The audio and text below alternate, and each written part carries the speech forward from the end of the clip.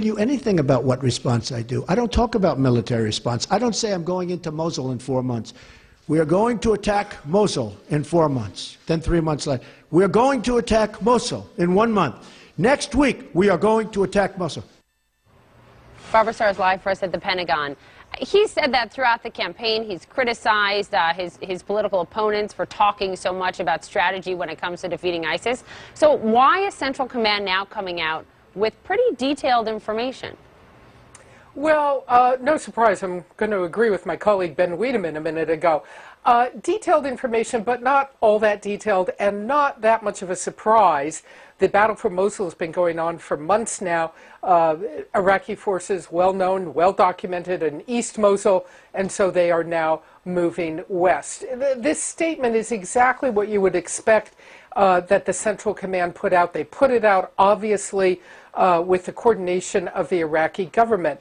There's a point on the battlefield at which you want the enemy to know you're coming. You unsettle them, they begin to move around, they show vulnerabilities, makes it potentially easier for you to attack them. So, you know, all of this is very calculated.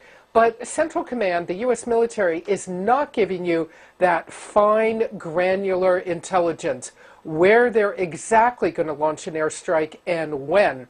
That's the kind of thing they are not putting out there. Now, whether this statement annoys President Trump and he sort of lands on the Pentagon leadership and says, stop putting all this out, remains to be seen. But in terms of sending a signal to ISIS and sending a signal to the Iraqi people that their military is in the battle trying to push ISIS out, perhaps not so unexpected. Poppy? So, Barbara, just to be clear, you don't see this move by CENTCOM as necessarily antithetical to what the president has been saying all along?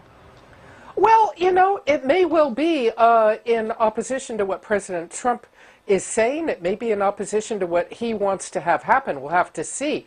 But I think militarily on the ground, there were probably very valid reasons for putting this out. One, again, it's in coordination with the Iraqis, which are leading the mission.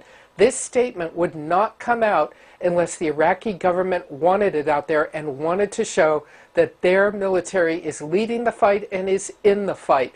And it does not have, again, that granular intelligence, the time, date, and place of where the strikes are happening. Poppy? All right. Barbara Starr at the Pentagon. Thank you, Barbara.